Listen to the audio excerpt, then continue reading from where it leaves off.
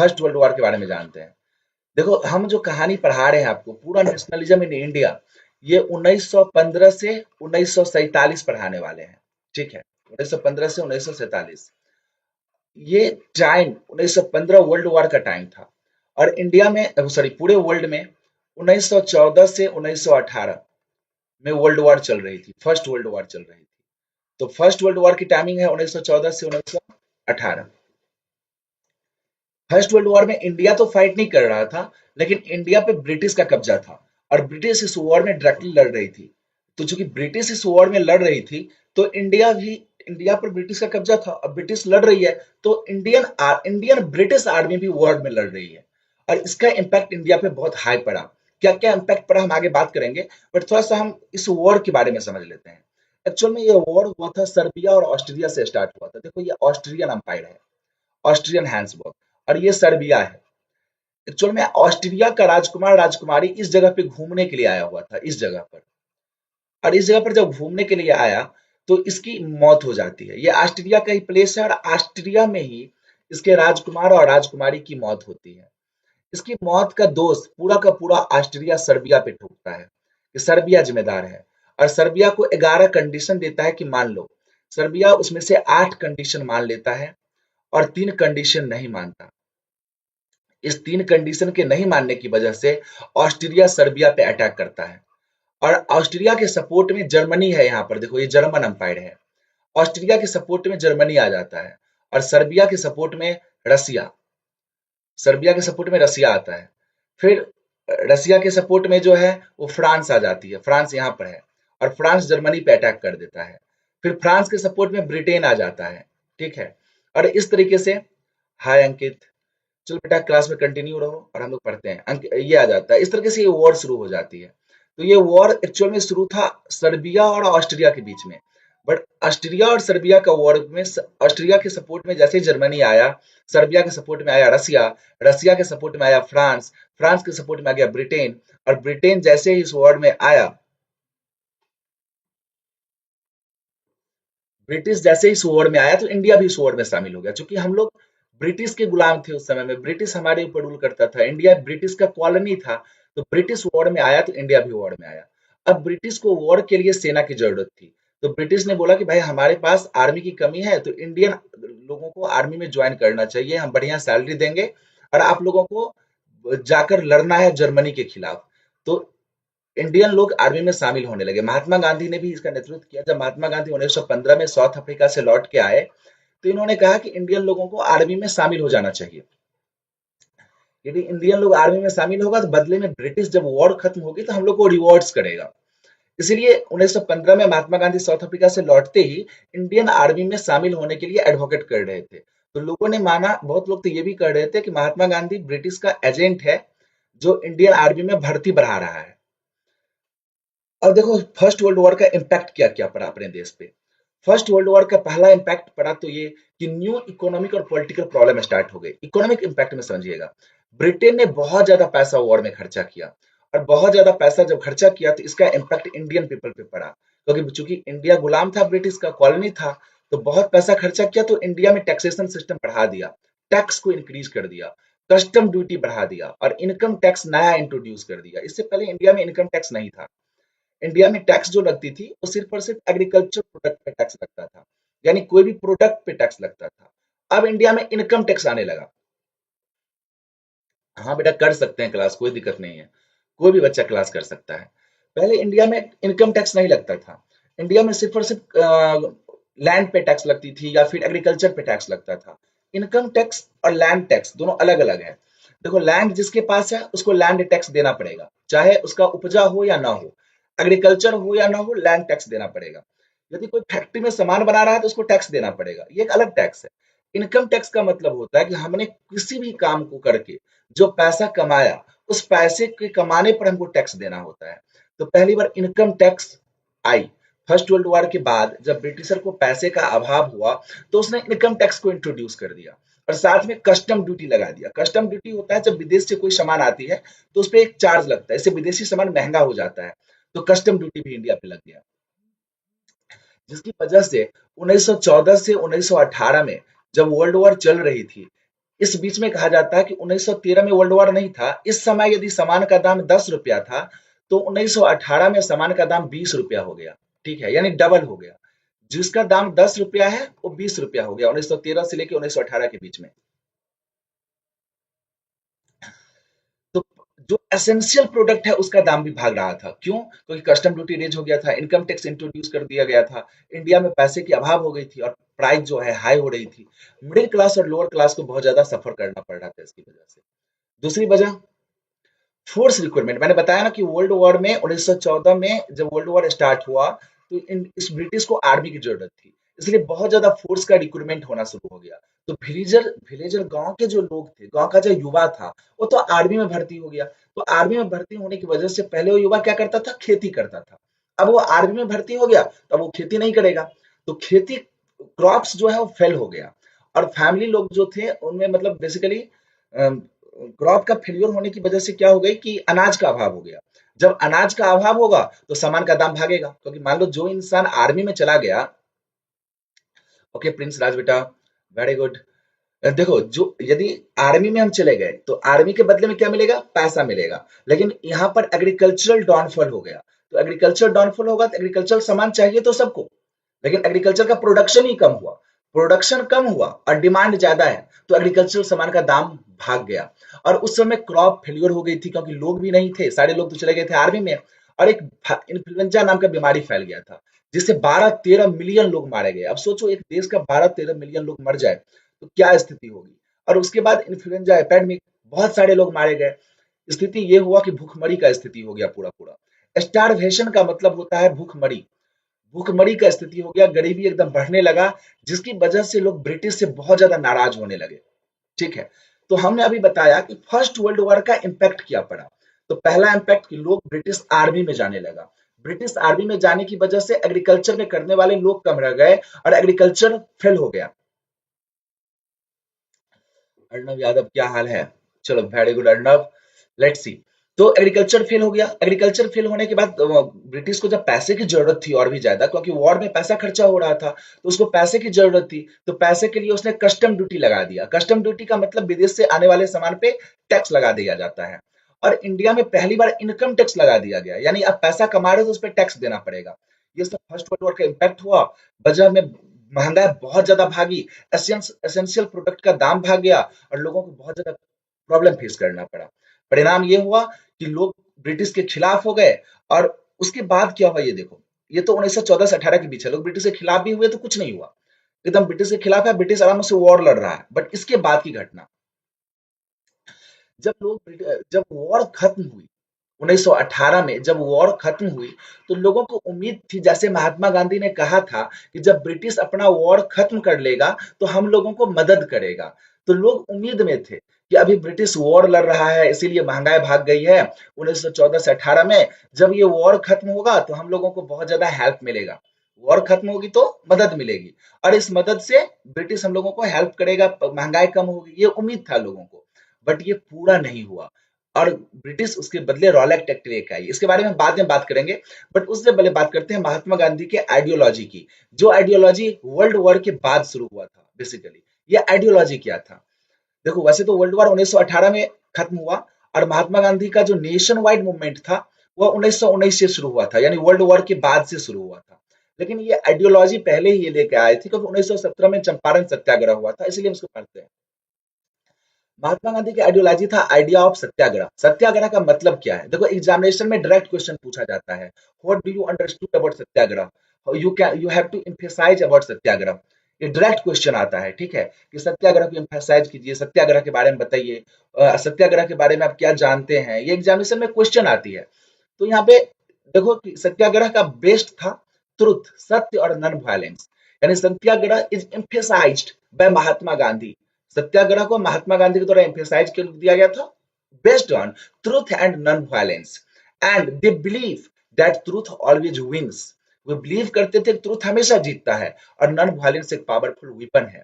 उनका, महात्मा गांधी का मानना था कि ट्रूथ सच है, ट्रूथ हमेशा जीतेगा, ट्रूथ को कोई टोलरेट नहीं कर सकता, उसको हटाइए। और ट्रुथ जो है कोई टोलरेट नहीं करेगा उसको, और ट्रुथ सच है वो होके रहेगा, और नॉन वायलेंस पावरफुल वेपन है। आइडिया ऑफ सत्याग्रह का दो बेस पॉइंट क्या क्या? ट्रुथ और नॉन वायलेंस। तो ट्रुथ और नॉन वायलेंस को ध्यान में रखना है, ये आइडिया ऑफ सत्याग्रह का मेन पॉइंट। अब ये सत्याग्रह कहां कहां पर हुआ? What is idea of satyagraha? Beta, the satyagraha is the terminology that is given by the Mahatma Gandhi. And satyagraha means what? Satya ke liye agrah means we have to now fight for the satya. We have to struggle for सत्य, okay, struggle for truth. सत्य के लिए लड़ना नहीं है, सत्य के लिए आग्रह करना है, that is said to be satyagraha. और सत्याग्रह का मतलब ही था सत्य और नॉन वायलेंस, यानी सत्य के लिए हम बात करेंगे, सत्य के लिए हम आग्रह करेंगे, और हमारा जो पाथ होगा ना, वो पाथ होगा नॉन वायलेंस का, यानी हमें अहिंसा नहीं करना है। तो फाइट करने का मतलब हुआ अहिंसा करना, और आग्रह करने का मतलब है रिक्वेस्ट करना। तो सत्य के लिए रिक्वेस्ट करना है, कौन से फॉर्म में? नॉन वायलेंट फॉर्म में, क्योंकि नॉन वायलेंट हमारा एक पावरफुल वेपन्स है, ठीक है। तो चंपारण सत्याग्रह 1917 में हुई थी, महात्मा गांधी ने किया था इसको। चंपारण बिहार के वेस्ट चंपारण की ये बात है। बिहार के वेस्ट चंपारण के किसानों की समस्या ये थी कि उनको इंडिगो का खेती करना होता था, यानी इंडिगो प्लांटेशन करना होता था। अब इंडिगो प्लांटेशन का समस्या ये था कि जहां पर इंडिगो की खेती होती थी, वो जमीन अक्सर बंजर हो जाया करता था। जहां पर इंडिगो की खेती होती थी, वो जमीन बंजर हो जाती थी। और फार्मर इंडिगो लेके करेगा क्या? इंडिगो मतलब नील।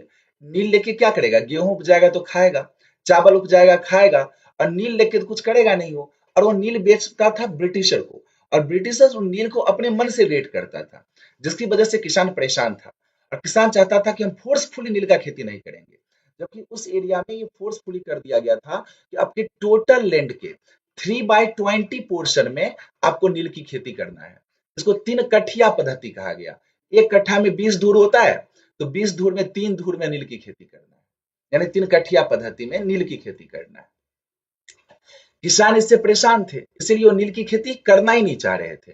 तो उन्होंने महात्मा गांधी को बुलाया। कहा जाता है कि वेस्ट चंपारण का राजकुमार शुक्ल महात्मा गांधी के पास गए और उन्होंने निवेदन किया कि आप हमको इस परेशानी से निकालिए। महात्मा गांधी 1917 में बिहार आए, बिहार के वेस्ट चंपारण, और यहाँ पर इंडिगो प्लांटेशन जो फोर्सफुली उन्हें करना पड़ता था, उसके लिए उन्होंने सत्याग्रह किया।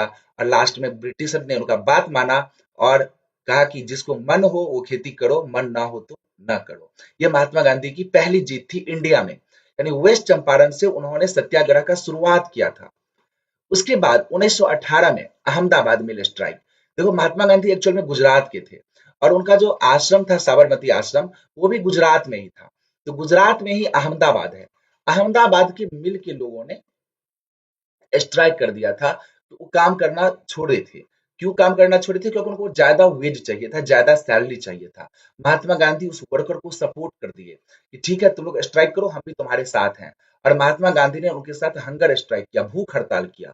तब तक भूख हड़ताल करेंगे जब तक हमारी सैलरी नहीं बढ़ाई जाएगी और हमको बोनस नहीं मिलेगा।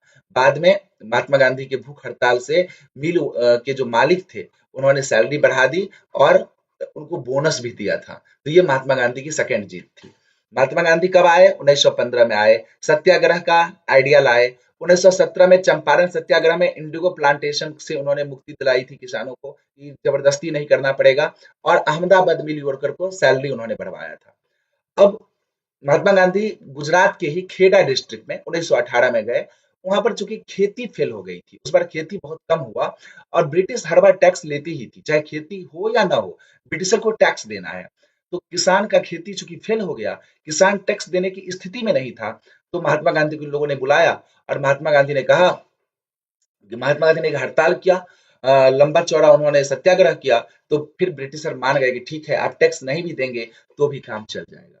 तो महात्मा गांधी कब आए साउथ अफ्रीका से? 1915 में आए। आते उन्होंने क्या कहा? कहा कि आप लोग ब्रिटिश आर्मी में ज्वाइन हो जाइए, जब वर्ल्ड वॉर फर्स्ट खत्म होगा तो आपको हेल्प मिलेगा। देखो, एग्जामिनेशन में ये भी क्वेश्चन आता है कि वर्ल्ड वॉर का इम्पैक्ट क्या पड़ा, इकोनॉमिक इम्पैक्ट क्या पड़ा। तो मैंने लिख दिया है, इससे पहले मैंने समझाया है वर्ल्ड वॉर का इकोनॉमिक इम्पैक्ट क्या पड़ा। एक तो कस्टम ड्यूटी इंट्रोड्यूस होना, इनकम टैक्स इंट्रोड्यूस हो जाना, कस्टम ड्यूटी को बढ़ा देना, बहुत सारे लोगों को चला जाना आर्मी में, तो ये सारे इशू है। तो आप उसको लिख सकते हो। सत्याग्रह का मतलब आप समझ में आया। पहला सत्याग्रह कहाँ हुआ? चंपारण में 1917 में। दूसरा अहमदाबाद मिल स्ट्राइक 1918। और खेड़ा डिस्ट्रिक्ट के किसान को जो है वह क्रॉप फेल्यूर के नाम पर रेवेन्यू फ्री करवाया गया, कि रेवेन्यू कम करवा दिया गया और कुछ एरिया में टैक्स को सस्पेंड कराया गया कि चलो इस साल टैक्स नहीं देना है क्योंकि इस साल खेती नहीं हुई है, तो इस साल टैक्स नहीं देना पड़ेगा। ये महात्मा गांधी का देन था 1918। अब 1918 में वर्ल्ड वॉर खत्म हो गया। तो वर्ल्ड वॉर खत्म होने के बाद लोगों को उम्मीद थी कि कुछ अच्छा होगा। जैसे ही वर्ल्ड वॉर खत्म हुआ है 1918 में, 1918 में वर्ल्ड वॉर खत्म हुई, ब्रिटिश जीत गया इस वर्ल्ड वॉर में, जर्मनी हार गई थी बुरी तरीके से। तो लोगों को उम्मीद लगा कि वर्ल्ड वॉर खत्म हुआ तो अब ब्रिटिश कुछ करेगा, जैसे महात्मा गांधी ने वादा किया था। हेलो बेटा, अन्नू। तो महात्मा गांधी ने वादा किया था कि कुछ अच्छा होगा, बट ऐसा हुआ नहीं। वर्ल्ड वॉर से पहले तक, जब 14 से 18 में वर्ल्ड वॉर चल रहा था। हाँ भास्कर, आप पूछ सकते हैं जो भी प्रॉब्लम है, यू कैन टाइप। जब 14 से 18 में वर्ल्ड वॉर चल रही थी, तब लोगों को उम्मीद था कि कुछ ना कुछ होगा, अच्छा होगा वॉर के बाद। बट वॉर के बाद आ गई रॉलेट एक्ट, जो बहुत ही डेंजरस था।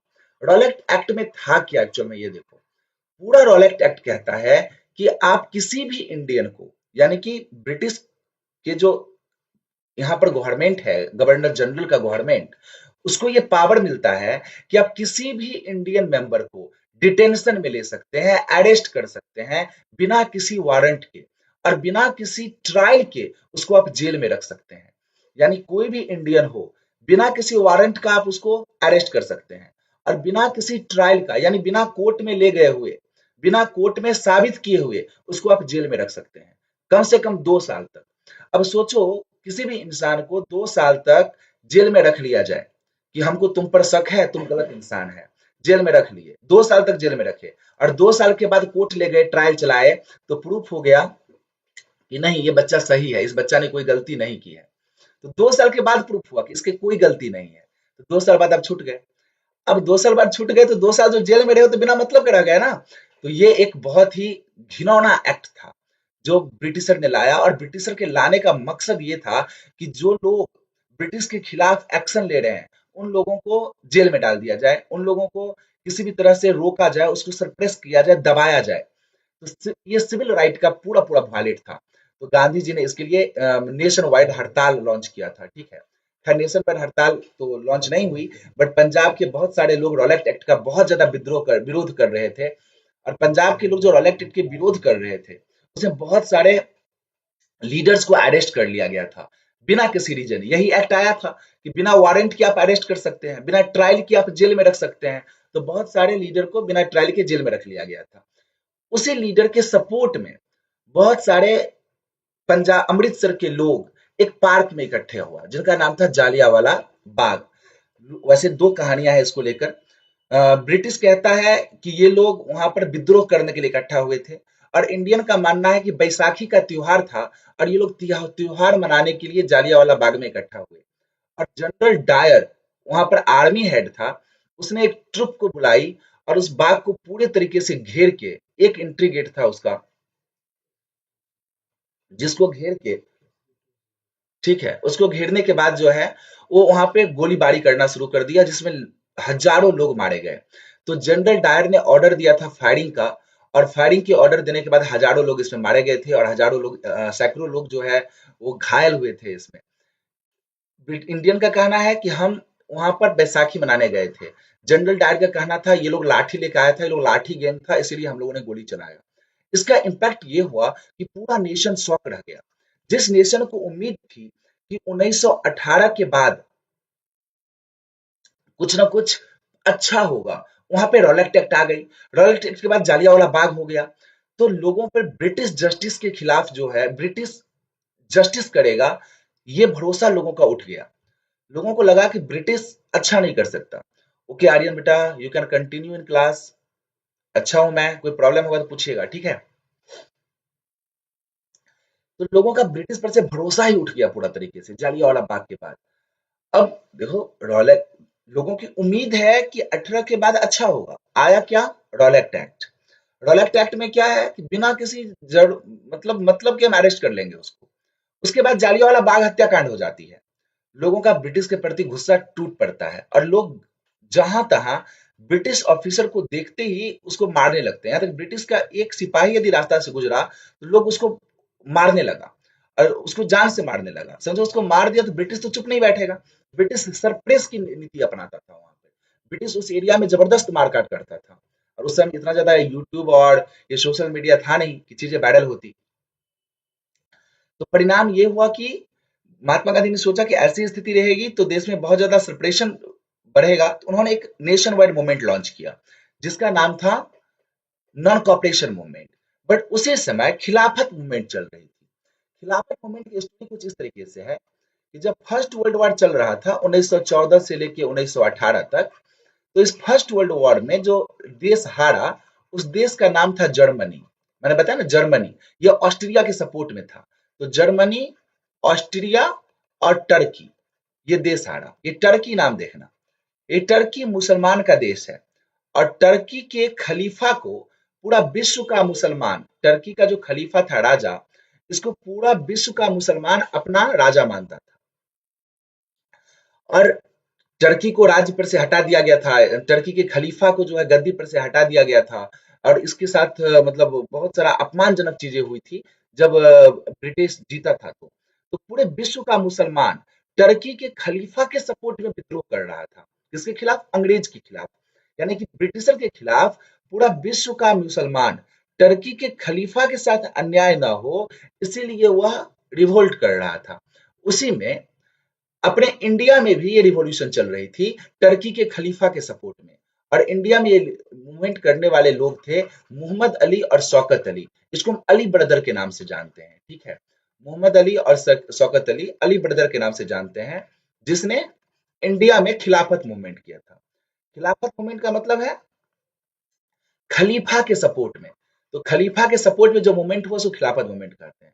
गांधी जी को लगा कि मुसलमान अभी ब्रिटिश के खिलाफ है, खिलाफत मूवमेंट के सपोर्ट में मुस्लिम अभी, ठीक है, ब्रिटिश के खिलाफ है।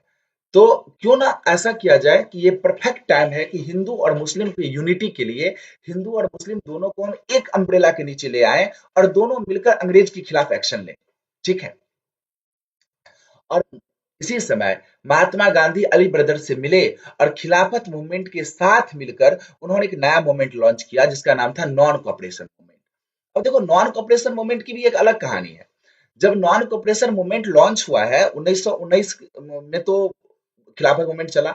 1920 तक जाकर नॉन कॉपरेशन मूवमेंट लॉन्च हुई। जब नॉन कॉपरेशन लॉन्च हुआ 1920 में, तो बहुत सारे कांग्रेस के जो लीडर थे वह इस नॉन कॉपरेशन में सपोर्ट ही नहीं कर रहे थे। नॉन कॉपरेशन का मतलब क्या है? नॉन कॉपरेट, यानी ब्रिटिश को कॉपरेट नहीं करना है। तो महात्मा गांधी का मानना था कि हम इंडियन ब्रिटिश को कॉपरेट कर रहे हैं, इसलिए ब्रिटिश की गवर्नमेंट इंडिया में चल रही है। यदि हम इंडियन ब्रिटिश को कॉपरेट करना छोड़ दें तो इंडिया में ब्रिटिश की गवर्नमेंट अपने आप बंद हो जाएगी। लेकिन बहुत सारे कांग्रेसी नॉन कॉपरेशन मूवमेंट स्टार्ट नहीं करना चाहते थे। इसका वजह क्या था? इसका वजह था मॉन्टेस्क्यू चेम्सफोर्ड रिफॉर्म। 1919 में रॉलेट एक्ट के बाद एक रिफॉर्म आया था जिसका नाम था मॉन्टेस्क्यू चेम्सफोर्ड रिफॉर्म। याद रखिएगा, मॉन्टेस्क्यू चेम्सफोर्ड रिफॉर्म। इस रिफॉर्म में इंडियन लोगों को इलेक्शन लड़ने का अधिकार था, कि इंडियन लोग भी इलेक्शन लड़ेगा और ब्रिटिश पार्लियामेंट में नहीं, मतलब यहाँ जो वायसराय का पार्लियामेंट है उस पार्लियामेंट में जाके बैठेगा। यानी इंडियन यहाँ के पार्लियामेंट में जाकर बैठकर डिसीजन ले सकता है। यानी इंडियन को भी पावर दिया गया कि आप भी कुछ ना कुछ डिसीजन ले सकते हैं। तो मॉन्टेस्क्यू चेम्सफोर्ड रिफॉर्म आया था, तो बहुत सारे कांग्रेसी जो था वह इलेक्शन को लड़ना चाह रहा था और इसीलिए लोग non cooperate. What was the Rowlatt Act? ये मिस्टी तुम्हारा क्वेश्चन है। What was the impact of Rowlatt Act? देखो बेटा, इम्पैक्ट ऑफ रॉलेट एक्ट ही जालियांवाला बाग था। क्योंकि रॉलेट एक्ट जब आई कि बिना डिटेंशन के, बिना ट्रायल के हम जेल में रख सकते हैं, तो इसी के रॉलेट एक्ट की वजह से ही, रॉलेट एक्ट के द्वारा ही बहुत सारे पंजाबी लीडर को अरेस्ट किया गया। और जब पंजाबी लीडर अरेस्ट हुआ तो उसी के सपोर्ट में जालियांवाला बाग में लोग जमा हुआ था और जालियांवाला बाग हुआ।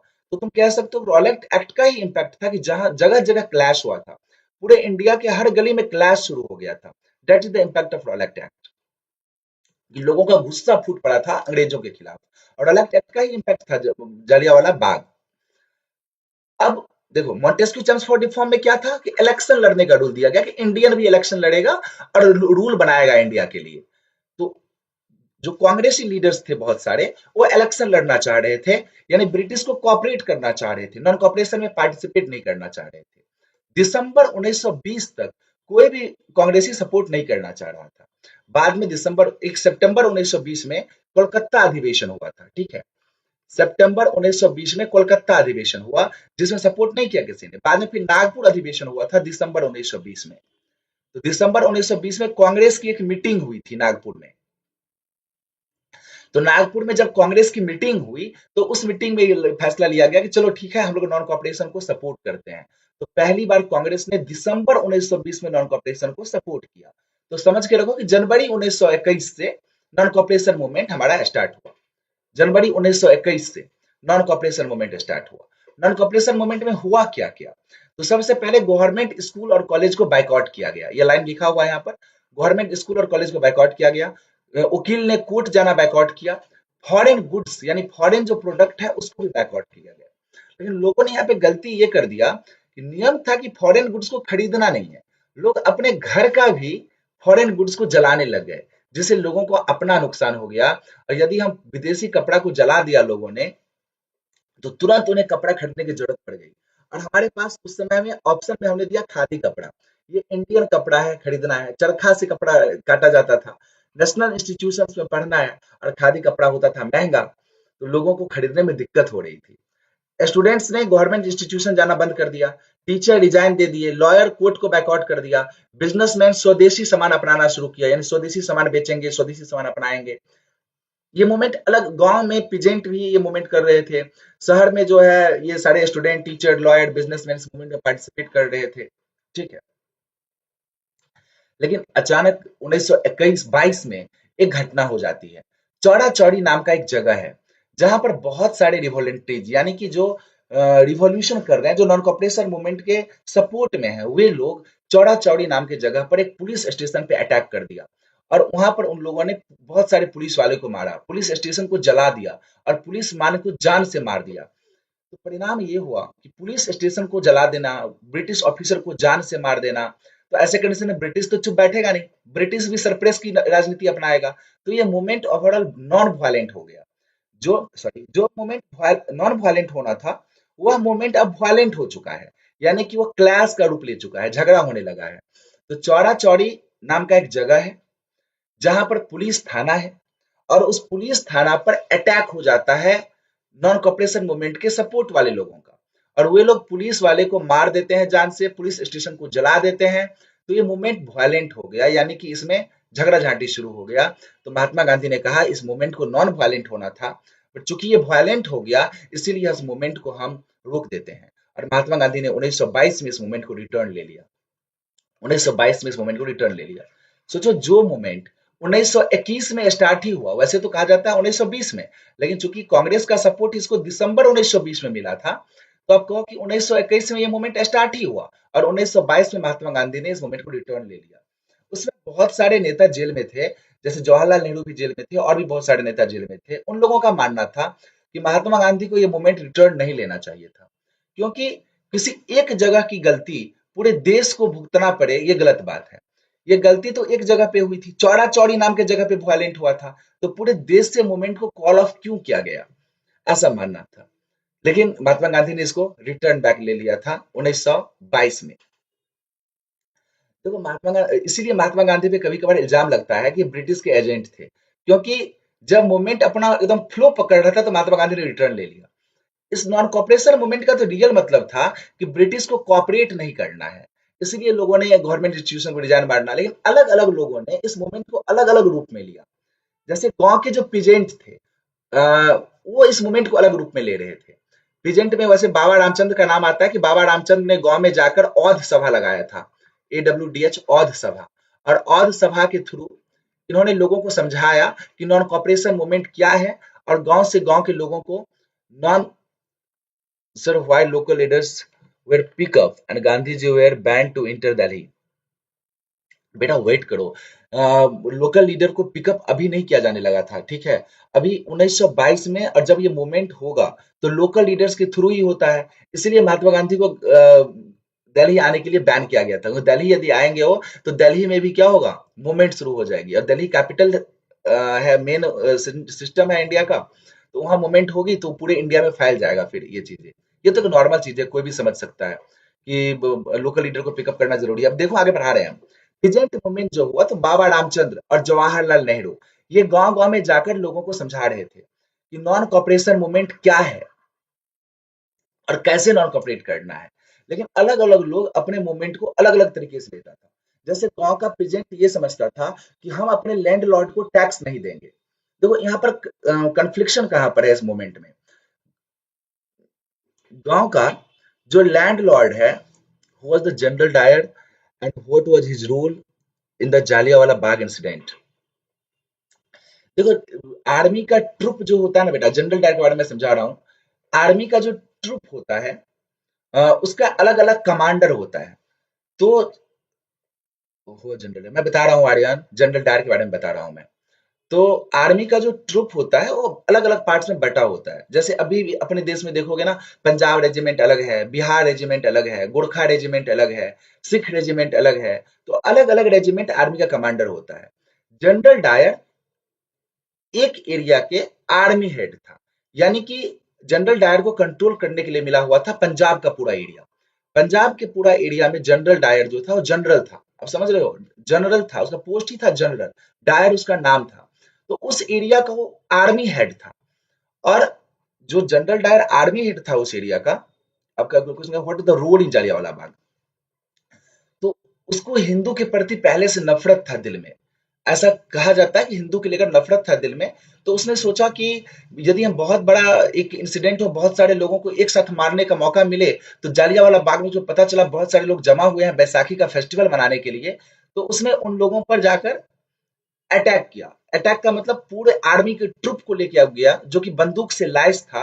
और जालियांवाला बाग में एक ही एग्जिट गेट था, उस एग्जिट गेट को उसने बंद कर दिया। और एग्जिट गेट को बंद करने के बाद वह कंटिन्यू बंदूक गोली चलाने का ऑर्डर दे दिया अपने आदमी को। और कंटिन्यू गोलीबारी होना शुरू हो गया वहां पर।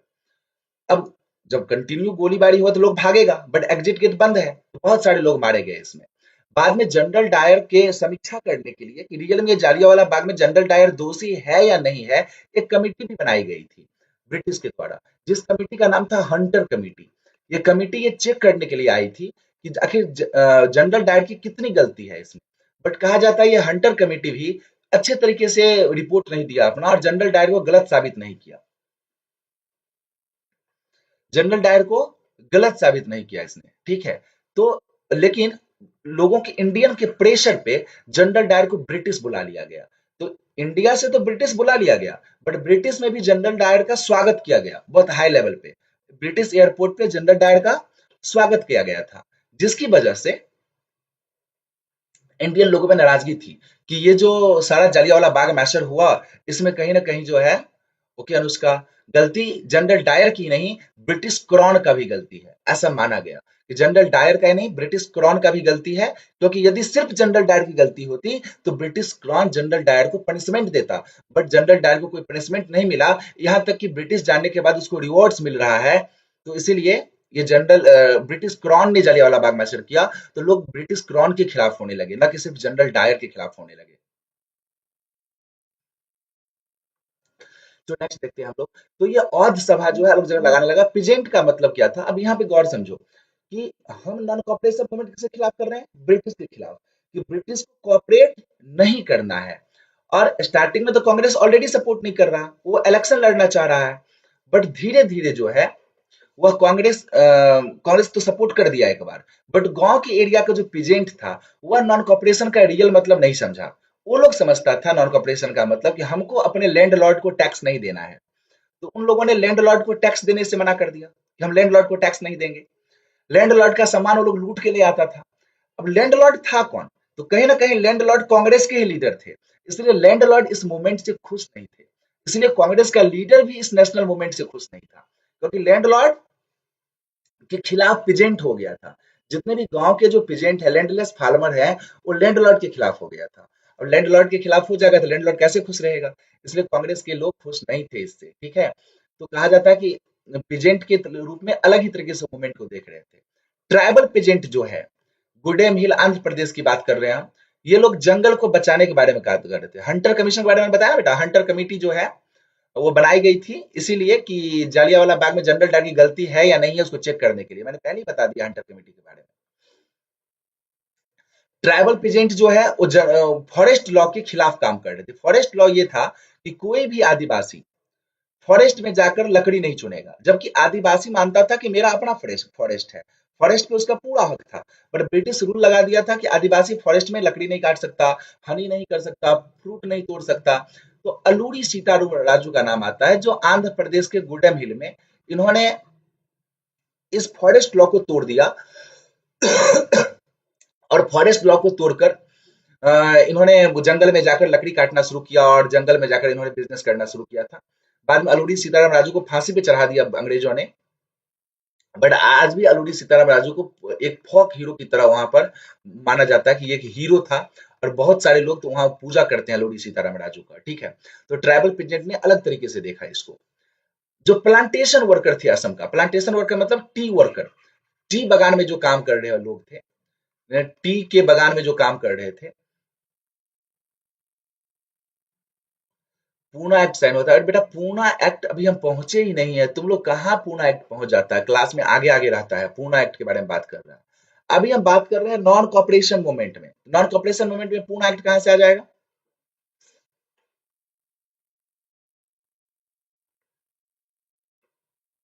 ठीक है, तो प्लांटेशन वर्कर जो था असम का, उसका प्लांटेशन वर्कर के साथ समस्या क्या था कि वह अपने प्लांटेशन फार्म को छोड़ के नहीं जा सकता था, यानी वो कैदी की तरह प्लांटेशन फार्म में रहता था। और टी का मतलब चाय का जो बागान होता है ना, उसमें चाय की पत्तियां तोड़ा करता था। वो दिन रात चाय का पत्ती तोड़ता था और उसको उसके बदले में बहुत कम सैलरी मिलता था और बहुत कम व्यवस्था था रहने का। 10-10 घंटा, 25 12-12 घंटा काम कराया जाता था और बदले में बहुत कम पैसा मिलता था उसको। ठीक है, तो ये जो प्लांटेशन वर्कर थे, ये लोग का नॉन कॉपरेशन का मतलब था कि हम भाई अब काम यहाँ बंद के नहीं करेंगे, हम कहीं भी जाएंगे, जब मन होगा तब घर जाएंगे, हम यहाँ पर परमानेंट नहीं रहेंगे, तुमको जो करना है कर लो। तो ये संदीप राज, हेलो हेलो बेटा। ठीक है, तो रिटर्न होम हम जा सकते, जब मन हुआ तब घर जाएंगे, ये था। तो अलग अलग लोग नॉन कॉपरेशन को अलग अलग तरीके से लेता था। हेलो बेटा, कोई लोग मान रहा है कि कुछ लोग पिजेंट जो है वो टैक्स ना देने को नॉन कॉपरेशन मान रहा है। जो आदिवासी लोग हैं वो फॉरेस्ट लॉ के तोड़ने को मान रहा है कि ये नॉन कॉपरेशन मूवमेंट है।